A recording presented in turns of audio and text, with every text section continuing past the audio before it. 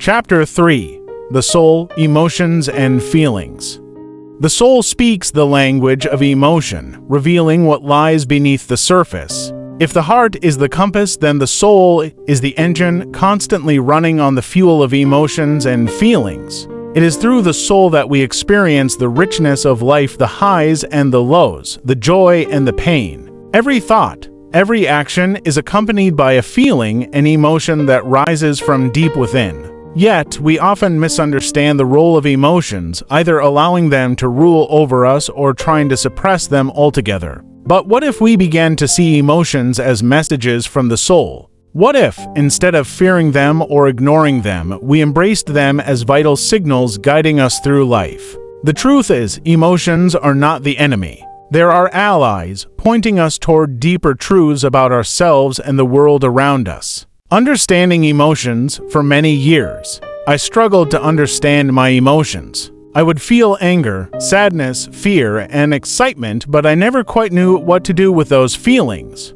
I believed that being emotional was a weakness, something to be controlled or hidden. But I came to realize that emotions are not meant to be suppressed. They are essential to our experience as human beings and hold valuable information if we are willing to listen. Think about the last time you felt deeply happy. That feeling likely didn't come from nowhere. It was your soul telling you that something in your life was aligned with your purpose, that you were in harmony with your heart's desires. On the other hand, when you feel sadness, anxiety, or frustration, those emotions are signals that something needs your attention, whether it's unresolved trauma, a conflict in your relationships, or a situation that is out of sync with your values. Emotions are always communicating. The challenge is not to let them overwhelm us, but to learn how to interpret and respond to them constructively. The difference between emotions and feelings. Before we dive deeper, it's important to clarify the distinction between emotions and feelings. They're closely related, but not quite the same. Emotions are stored thoughts, often triggered by trauma or specific situations that cause physical responses to external stimuli.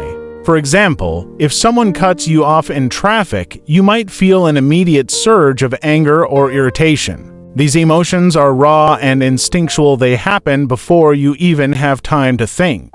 Feelings, on the other hand, are the subjective experiences we have in response to our emotions. They're shaped by our thoughts, beliefs, and past experiences. For instance, you might feel slighted or disrespected if someone cuts you off, not just because of the act itself, but because of the meaning you attach to it. Understanding this difference is crucial because it helps us see that while we cannot always control our emotions, we can control how we interpret and react to them through our feelings.